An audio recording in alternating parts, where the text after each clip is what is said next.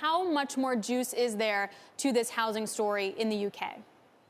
Well, that is the big question. And in fact, the government really has put a bit of a floor under the housing market because of all the kind of support schemes out there. For example, the extension of the stamp duty relief scheme, that's a tax on moving house essentially and buying a house, and that was extended until June, and that's really helped fuel this huge rise in sales that we've seen. It's actually been extended in many ways until September. It's been tapered, so to some extent there is still going to be demand simply because of that. Add to that, of course, is that there's a shortage of homes in the UK. And so house builders are still really scrambling to meet the demand. But what is really interesting, what's come out of these latest figures from Nationwide and also was reflected in the ONS figures we had out earlier this month, is that it's a race for space. This isn't just to capitalise on rising prices. This is because homeowners have reflected during the pandemic that they need slightly different homes,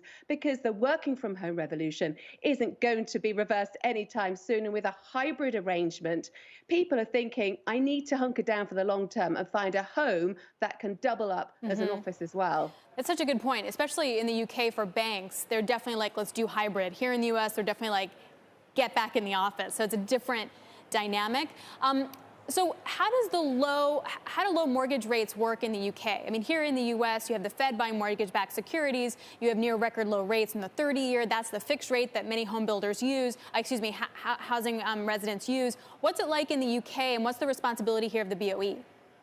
Absolutely. We still have those record low rates, which means it's simply so much cheaper if you can build up a deposit to buy a home than rent. And that's why you're seeing so much demand in particular. Added to that is this Help to Buy scheme that the government has launched to enable more people to get onto the property ladder. Also 95% mortgages, so you only need a 5% deposit, and all of this means that many more people are able to take on a loan, much lower rates they have to pay. Of course, this is what the Bank of England is looking at very closely. It has already said that it's keeping a very close eye to make sure that these huge house price rises that we've seen, as you say, since high since 2014, and really a kind of sustained growth that we've not really seen since just after the financial crisis, it's going to be looking closely. And of course, if it really does feel that that can contribute to sustained inflation, it does have the ammunition to push up rates. And then on the flip side, you know, we have